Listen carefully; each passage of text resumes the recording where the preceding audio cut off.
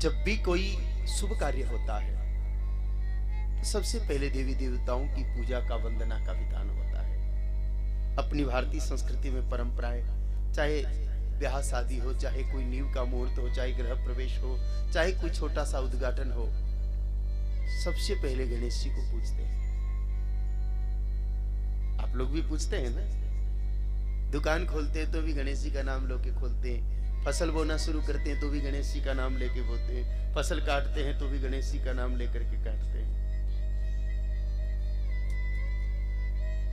सभी शुभ कार्य, सभी श्रेष्ठ कार्य, सभी उत्तम कार्य भगवान गणाधिनायक गणेश जी की वंदना से ही प्रारंभ होते हैं। परंपरा का निर्वाह नहीं करें तो संस्कृति खतरे में पड़ती है, इसलिए हमें भी परंपरा का निर्वाह तो करना ही पड़ेगा। गणेश जी महाराज की पूजा अर्चना और वंदना से हम इस कथा को प्रारंभ करेंगे। लेकिन एक प्रश्न कि क्यों 33 कोटि देवता है, अकेले गणेश जी की पूजा पहले क्यों? गणेश जी के पिताजी भगवान महादेव है, उनकी पूजा भी तो पहले हो सकती है। गणेश जी की माता भगवती सती पार्वती जी है, उनकी पूजा भी तो पहले हो सकती है। गणेश जी के बड़े भाई कार्तिकेय स्वामी है, उनकी पूजा भी तो पहले हो सकती है। आखिर गणेश जी की ही पूजा सबसे पहले क्यों? अपना बाप दादा करता है, इसलिए आपने भी करनी है। अगर ये कर लेते हैं तो अंधविश्वास होगा। और मैंने प्रातः भी एक बात निवेदन की थी कि विश्वास जीवन में बहुत जरूरी है, लेकिन अंधविश्वास आत्महत्या से भी ज्यादा खतरनाक है। हम अच्छे कार्य करें, हमारे पूर्वजों की बनाई हुई परंपरा का पालन करें, लेकिन क्यों इस चीज को जाने बिना अगर किया तो यह अंधविश्वास ही तो है। आप ऐसा मत सोचना कि मैं गणेश जी की प्रथम पूजा पर कोई प्रश्न चिन्ह खड़ा कर रहा हूं। नहीं करनी चाहिए, ऐसा बिल्कुल भी नहीं है। करेंगे तो है ही, लेकिन क्यों? पहले इस सवाल को ढूंढना, इस सवाल का जवाब ढूंढना जरूरी है। कई काम ऐसे हैं जिनके बारे में हमको पता ही नहीं कि क्यों करना चाहिए। ठंडा बना लिया क्यों? क्या सुबह गरम भी तो खा सकते थे? क्यों बना लिया भाई? पता है? नहीं है। बस दादी जी भी बनाता, नहाऊ जी भी बनाता, इले बाबू जी भी बनाई। यही हो रहा है ना प्रभु? ये नहीं होना चाहिए। तो माता की पूजा तो गरम गरम पकोड़े और फुलके से भी तो हो सकती थी, ठंडाई क्यों? ये नहीं है मेरी आदरणीय मैया। कारण बताऊंगा मैं आपको। बस चक्कर यही है ना कि हमने कभी पूछा ही नहीं किसी से। किए जा रहे हैं, यही गलत है। करना चाहिए, ये बढ़िया है, लेकिन जान करके करे तो बड़ा आनंद आता है।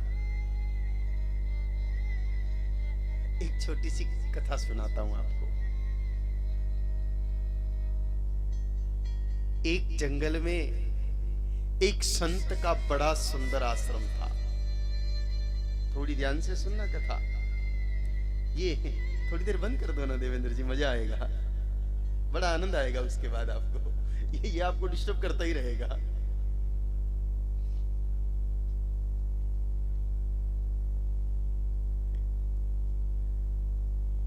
एक जंगल में एक संत का बड़ा सुंदर आश्रम था।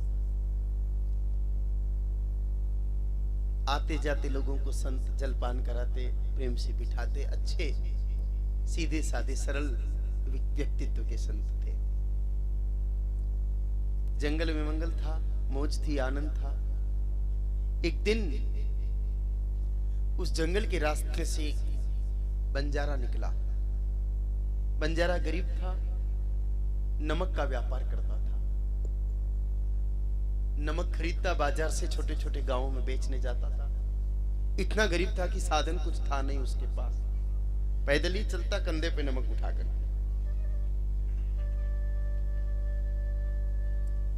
वो उस रास्ते से निकला तो उसको संत का आश्रम दिखा। उस बंजारे ने सोचा रहा कि आखी उम्र निकल गई नमक बेचते बेचते, सिर्फ पेट भरा है अपना और बच्चों का, और कुछ नहीं किया। कुछ दिन संत के आश्रम में रह करके संत सेवा करते हैं, थोड़ा पुण्य कमा लेते हैं। वो संत के आश्रम में रुक गया, खूब बढ़िया संत की सेवा की, संत से प्रेम भरी बात करता, संत भी धर्म का उपदेश करके उसका मन लग गया। महीना भर वो वहीं पर रहा। महीने भर बाद उसने संत से हाथ जोड़ करके कहा, प्रभु घर पे बच्चे भी हैं, परिवार है, अब आप इजाजत दीजिए, घर जाऊंगा, काम धंधा करूंगा, बच्चों का पेट भी भरूंगा। संत ने कहा, बेटा ठीक है, गृहस्थी वसाई है तो जाना ही पड़ेगा, जाओ, लेकिन ये तो बताओ कि तुम करते क्या हो, इतने दिन तो मैंने पूछा ही नहीं तुम्हें। कहा, प्रभु मैं तो गरीब आदमी हूं, नमक बेचता हूं, बस छोटा सा काम है, शहर से नमक खरीदता हूं, गांव में जाकर के बेचता हूं, 2 पैसा आता है, उससे बाल बच्चों का पेट भर जाता है। कहा, किससे बेचते हो, घोड़ा गाड़ी है, बैलगाड़ी है, ऊंट गाड़ी है? कहा, प्रभु गरीब हूं, ये तो कभी खरीदने का पैसा ही नहीं बचा, कंधे पे ही उठाता हूं और ले जाता हूं, काम चलाता हूं। संत को दया आ गई। संत के आश्रम में गधा बंधा हुआ था, संत ने वो गधा खोल करके बंजारे को दे दिया, ले जा भाई, इसके ऊपर नमक रख करके बेचना। बंजारे को सेवा का फल मिल गया। कंधे पर नमक लादते लादते बेचारा आधी उम्र निकाल दी, सोचा अब ये गधा मिल गया, सहयोग मिलेगा। पहले 40 किलो नमक उठा के ले जाता, गधा मिल गया तो 60 किलो ले जाने लगा। थोड़ा धंधा भी बढ़ गया और शरीर को भी आराम मिला, बढ़िया से काम काज चल रहा था। एक दिन वो रोज की भांति नमक लेकर के जंगल के मार्ग से गुजर रहा था। गर्मी तेज थी, गधा बुढ़ा हो गया था। अचानक उस गधे को चक्कर आया और गधा मर गया। गधा मर गया, वो छोड़ के जाने लगा, लेकिन दूसरी पल विचार किया, ये गधा संत का दिया हुआ है, आखिर जाति का गधा है तो क्या हुआ, दिया तो संत ने है, इसलिए मुझे दाता का ख्याल रखना चाहिए। ऐसे छोड़ के जाऊंगा, चील कौवे खाएंगे, इस गधे की दुर्गति हो जाएगी, इसके शरीर की भी सदगति हो। इसलिए उस बंजारे ने विचार करके खड्डा किया और खड्डा करके उसमें दफना दिया, ऊपर मिट्टी सरका दी। संत का गधा है ये सोच करके पुष्पांजलि देने के भाव से कुछ फूल लगे हुए थे पेड़ों के, तोड़े और तोड़ करके फूल चढ़ा दिए। फूल चढ़ा करके वो आगे बढ़ा ही था कि पीछे से कुछ लोग और आ रहे थे। ध्यान से सुनना आप घटना को, पीछे से कुछ लोग और आ रहे थे, उन्होंने भी देखा तो उन्होंने भी फूल तोड़े और चढ़ा दिए। फूल चढ़ाने के बाद जेब में से कुछ रुपए निकाले और चढ़ा दिए। बंजारे ने मुड़ के देखा कि पैसे चढ़ाए हैं, वो लोग तो निकल गए, बंजारा वहीं रुक गया।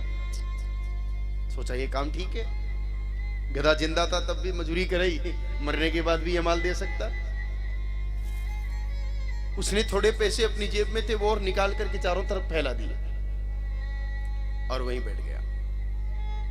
अब लोग आते, देखते, फूल चढ़ाते, पैसे चढ़ाते, प्रणाम करते, सोचते कोई महात्मा की समाधि होगी।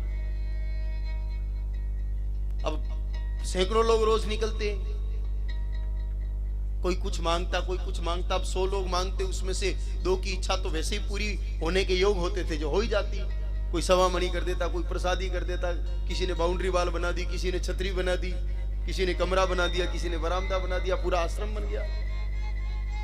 बंजारे ने भी छोटे बेटे को तो नारियल की दुकान लगा दी, बड़े वाले को चाय की दुकान लगवा दी। बंजारे के आनंद हो गया, वो वहीं बैठ गया, बस आराम से वो पैसा आता उससे अपना गुजारा करता। कुछ समय बीता कि जिन संत ने गधा दिया था वो संत किसी काम से उसी रास्ते से जा रहे थे। आश्रम देखा तो सोचा, रे पहले निकला तब तो कुछ नहीं था, यहां उजाड़ था, ये चमन कैसे हो गया। जिज्ञासावश वो संत अंदर गए तो बंजारा बैठा हुआ था। अब बंजारे की तो पूरी शक्ल सूरत ही बदल गई थी। संत बंजारे को नहीं पहचान पाए, लेकिन बंजारा संत को पहचान गया। जाकर के पैर पकड़ लिए, प्रभु प्रणाम। कहा, भाई कौन हो आप? कहा, प्रभु वही जिसको गधा दिया था आपने। कहा, ये सब क्या है? कहा, प्रभु आपकी कृपा है। कहा, कैसी कृपा? कहा, प्रभु अब आपसे तो नहीं छुपा सकता, सच्चाई बतानी पड़ेगी। आपने गदा दिया, मर गया। संत के दिए हुए गधे के शरीर का भी अपमान नहीं होना चाहिए, ऐसा भाव रखते हुए मैंने तो सहज भाव से उसको दफना दिया, समाधि दे दी। मैंने फूल चढ़ाए, लोगों ने पैसे चढ़ाने शुरू कर दिए। मैं चुपचाप यहां बैठ गया। आपकी सौगंध खा के कहता हूं, मैंने कुछ बोला ही नहीं किसी को, अभी तक किसी ने पूछा नहीं, मैंने कुछ बोला नहीं। लोग आते हैं, चढ़ाते हैं, मैं जीमता हूं, मजे से रहता हूं, कोई दिक्कत नहीं है। संत हंसे। एक बार हंस करके संत मौन हो गए, लेकिन दोबारा फिर हंसे। पहली बार हंसे, ये विषय तो समझ में आ गया संत को कि संत क्यों हंसे, उस बंजारे को समझ में आ गया। लेकिन दोबारा हंसे, ये बात समझ में नहीं। तब बंजारे ने पूछा, प्रभु पहली बार आप हंसे ये तो ठीक था, लेकिन दोबारा क्यों हंसे? कहा, रे भैया क्या बताऊं, इस दुनिया की गजब की रीत है। जहां मैं बैठा हूं वहां इस गधे की मां गड़ी हुई है। तो सचमुच हम लोग कहीं न कहीं लकीर के फकीर बने बैठे हैं। हम जानना ही नहीं चाहते, हम पूछना ही नहीं चाहते कि आखिर क्यों। और इसी स्थिति ने हिंदुस्तान को कमजोर किया। प्राचीन ग्रंथ को पढ़िए आप, जितने भी ग्रंथ है पढ़िए, सब में क्यों लिखा हुआ है। एक संत दूसरे संत से पूछता है कि प्रभु इस तीर्थ की इतनी महिमा क्यों है, कारण बताओ। ये व्रत क्यों किया जाता है, कारण बताओ। सारे शास्त्र क्यों से भरे पूरे हैं। आजकल क्यों छूट गया, इसलिए अंधविश्वास बढ़ गया।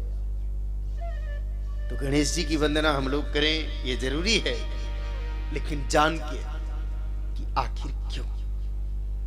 तो आइए इस कारण को जान करके फिर ही हम लोग वंदना करते हैं। बहुत पुराने समय की बात है।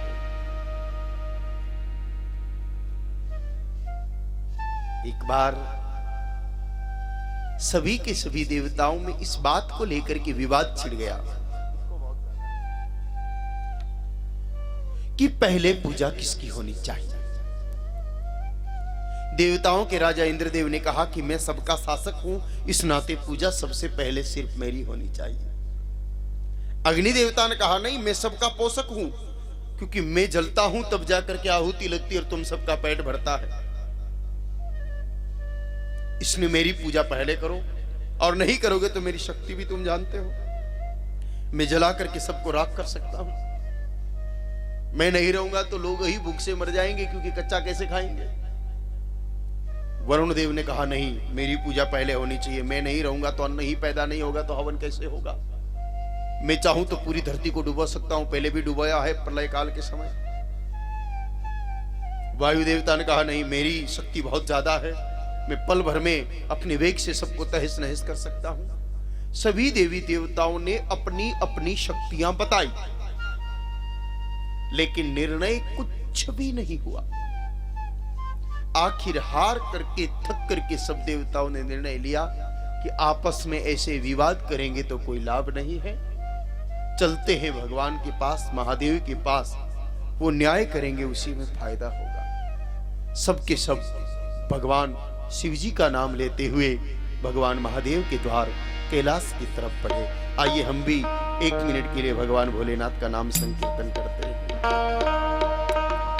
ओम नमः शिवाय, ओम नमः शिवाय, हर हर भोले नमः शिवाय। ओम नमः शिवाय, ओम नमः शिवाय, हर हर भोले नमः शिवाय। नमः शिवाय, ओम नमः शिवाय, हर हर भोले, ओम नमः शिवाय। नमः शिवाय, ओम नमः शिवाय, नमः शिवाय, ओम नमः शिवाय, हर हर भोले नमः शिवाय।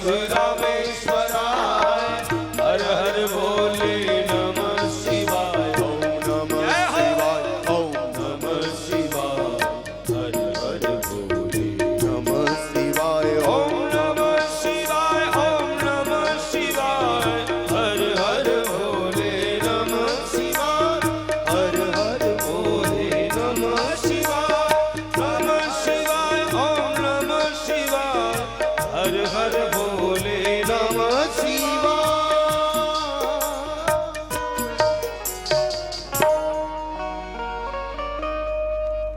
सभी देवी देवता भगवान महादेव का ध्यान करते हुए कैलाश पहुंच गए। फिर एक प्रश्न, पूरी कथा में प्रश्न ही प्रश्न है।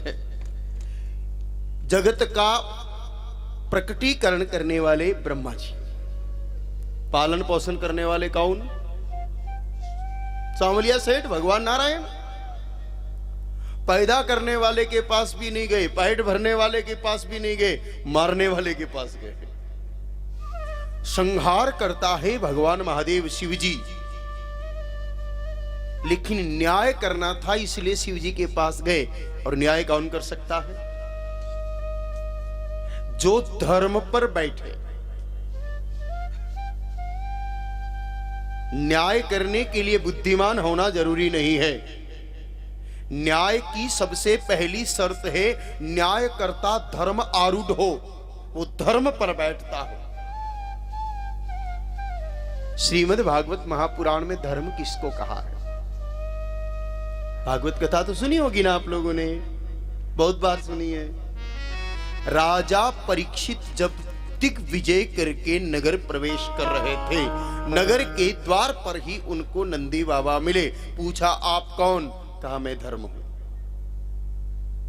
नंदी बाबा ने कहा मैं धर्म हूं। इसीलिए पद्म पुराण में लिखा है धर्म त्वम चतुष्पाद वृषरूपेण, है नंदी के रूप में 4 पैरों वाले आप ही धर्म हो। और कहा है शंकरो धर्म वाहन, भगवान शंकर का वाहन नंदी ही असल में धर्म है। तिलक तो घणो मोठो निकाला, कंठी भी गणी चौखी पैरा, और घर का बारे सांड आ जाओ तो लठ मारा, और अपने आप ने धर्मात्मा साबित करा। कैसा धर्म है ये? जब स्पष्ट कह रहा है शास्त्र की शंकरो धर्म वाहन, नंदी बाबा ही असल में धर्म है। धर्म त्वम चतुष्पाद, 4 पैरों वाले नंदी आप ही धर्म हो। और यहां तक कि सकल देवताओं के साथ स्वयं जगत पिता ब्रह्मा ने नंदी महाराज की स्तुति बोलते हुए कहा है नमोस्तु शशि शंकासम नमस्ते जगतपते, नमोस्तु देव रूपाय स्वर्ग मार्ग प्रदर्शक कर्म मार्ग स्वरूपाय सर्वगाय नमो नमः। नंदी बाबा ही असल में धर्म है और शिव जी का वाहन नंदी है। भगवान शिव नंदी पर बैठते हैं, इसलिए सारे देवताओं ने उत्पन्न करता ब्रह्मा जी के पास भी नहीं गए, पालन करता भगवान नारायण के पास भी नहीं गए, शिव जी के पास ही गए कि न्याय यही ठीक तरीके से करेंगे। जाकर के सब देवी देवताओं ने शिव जी को प्रणाम किया। भोले बाबा ने पूछा बोलो कैसे आए हो सब एक साथ? कहा प्रभु समस्या हो गई है, हम सब के बीच विवाद पैदा हो गया है कि पहले पूजा किसकी होनी चाहिए। प्रभु आप फैसला दोगे वो हमें स्वीकार होगा। भोले बाबा ने सोचा रही अभी तो कह रहे हैं, लेकिन फैसला सुन करके हो सकता विद्रोह कर बैठे, किसी एक का नाम लू शेष नाराज हो सकते हैं। इसलिए सबको एक काम सौंप दिया, प्रतियोगिता कंपटीशन होड़ पकड़ा दी। कहा इस सृष्टि में कुल 68 करोड़ तीर्थ है, जाओ सप्तदीति इस पृथ्वी के समस्त 68 करोड़ तीर्थों की परिक्रमा करके आओ। जो सबसे पहले आएगा वही सबसे पहले पूजा जाएगा। किसी के पास ऐरावत है, किसी के पास उच्चैश्रवा हाथी है, शेर चीता मोर है, अपने अपने नाना प्रकार के वाहनों को लेकर के सभी के सभी देवता चल पड़े। लेकिन गणाधिनायक भगवान गणपति वहीं खड़े रह गए। अपने भारी शरीर को देखा गजबदन, फिर अपने वाहन को देखा छोटा सा चूहा मूसक उंदरा। सोचा ये भला मुझे क्या परिक्रमा करा के लाएगा। जिस पुरुषार्थ का परिणाम पहले ही दृष्टिगोचर होता हो कि लाभ नहीं होगा ऐसा पुरुषार्थ नहीं करना चाहिए। ऐसा सोच करके और गणेश जी वहीं खड़े रह गए। खड़े खड़े विचार करने लगे कि भोले बाबा केवल दौड़ भाग की बात तो नहीं कर सकते, इसके पीछे कुछ न कुछ तो राज है। और सज्जनों, जब किसी राज को जानना हो तो सहारा शास्त्रों का लेना चाहिए। शास्त्र से अच्छा मित्र इस जगत में कोई हो ही नहीं सकता। हालांकि दुर्भाग्य है कि घर में अगर एक आध कोई शास्त्र पढ़ा होगा तो भी दीपावली से दीपावली उसकी धूल झाड़ते होंगे हम लोग। सच है ना? जबकि शास्त्र से श्रेष्ठ मित्र कोई है नहीं। नित्य कम से कम ज्यादा नहीं तो भी किसी शास्त्र का एक श्लोक तो पढ़ना ही चाहिए। भगवान गणेश जी ने वहीं खड़े होकर के विभिन्न शास्त्रों पर विचार करना शुरू किया। भगवान गणेश जी को वराह पुराण के 204वें अध्याय का 20वां श्लोक समझ में आया। सर्वदेव मया दिव्या सर्ववेद मयास्तथा। फिर कुछ देर सोचा तो फिर वराह पुराण के 204वें अध्याय का 25वां श्लोक ध्यान में आया। दंतेषु मरुतो देवा जिह्वाया तु सरस्वती।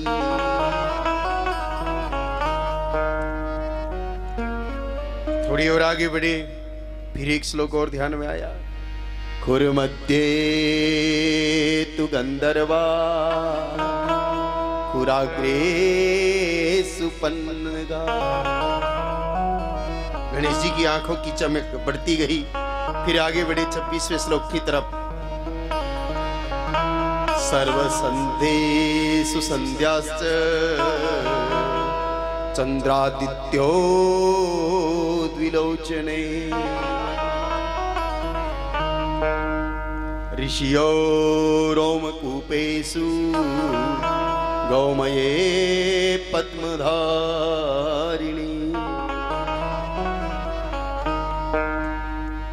28वें श्लोक की तरफ बढ़ते बढ़ते और दिव्यता आने लगी। रौमेषु विद्या सन्ति तत्त्वकैशे द्विअयन्।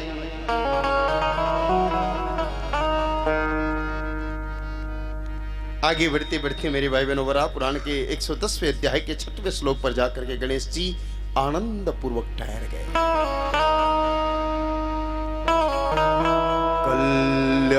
कल्यमुत्थाययो मर्त्यः कुर्यात् तासां प्रदक्षिणे। प्रदक्षिणा कृता तेन पृथ्वीशाद वसुंधरे। भगवान वाराह पृथ्वी को हिरण्याक्ष की केद से छुड़ा करके अपनी दाढ़ों पर लेकर के ऊपर बढ़ रहे थे। बढ़ते बढ़ते सोचा कि समय खराब क्यों करे, इसलिए सत्संग शुरू हुआ। ये सारे जो श्लोक हैं भगवान वाराह और माता पृथ्वी के बीच की बातचीत है। भगवान वराह पृथ्वी को कह रहे हैं कि देवी,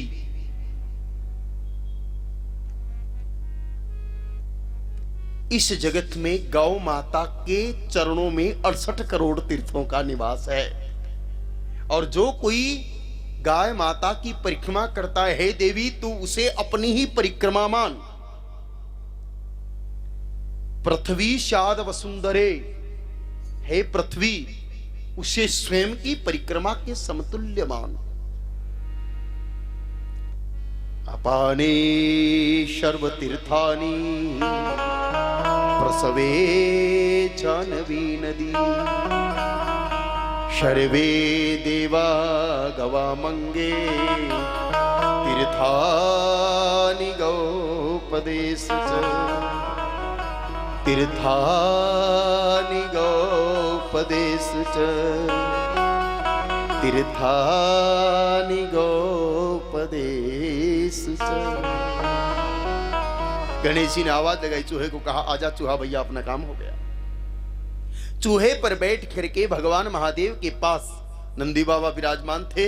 और जगत माता पार्वती जी महारानी के पास में गौ माता गौरी नाम की गैया विराजमान थी। गौ नंदी की सप्त परिक्रमा करके और गणेश जी भगवान महादेव जी के सामने हाथ जोड़ करके उपस्थित हो गए। भगवान महादेव ने मुस्कुरा करके पूछा, बेटा गणेश आप परिक्रमा करने नहीं जा रहे हो? कहा प्रभु आ गया, पूरी हो गई परिक्रमा, फैसला सुनाइए। कहा बेटा आप तो यही चक्कर काट रहे थे। कहा प्रभु आपने तो बुद्धिमानों को बुद्धि देकर के शास्त्रों में लिखवाया है कि तीर्थानि गौपदेषु च।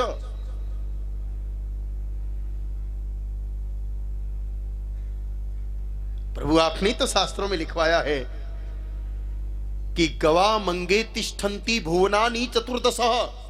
जब 14 भुवन खुद गौ माता के सही अंगों में निवास करते हैं, तो मैंने तो गौ माता और नंदी बाबा की 7 परिक्रमा कर ली, इसलिए सकल तीर्थों की परिक्रमा का फल तो मुझे मिल ही गया। ऊपर से आप माता पिता भी यहीं बैठे थे, आपकी परिक्रमा भी साथ साथ हो ली, उसका एक्स्ट्रा बेनिफिट मुझे मिलेगा ही मिलेगा।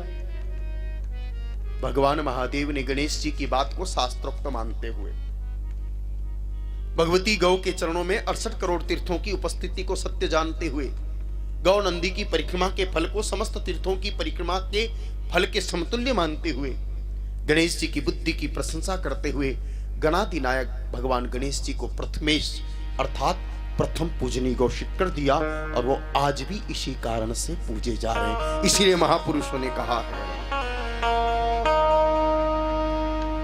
गौरी उबटन मेल से प्रकट भये गणराज, गौ नंदी की किन्हीं परिक्रमा प्रथम पूजाए बोलिए गजानन जी महाराज